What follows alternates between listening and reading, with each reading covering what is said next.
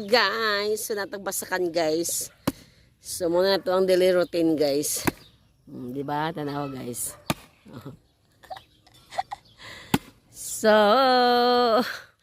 dahang tangkong din guys. Kinsay manguha og tangkong para pang adobo. So dadya guys sa among farm guys. Ako kay mig farm guys.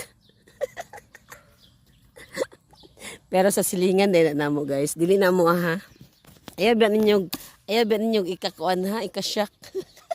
Nga nangangkunta guys. Dili ba ni dire mo guys. Sa mo na ni silingan guys.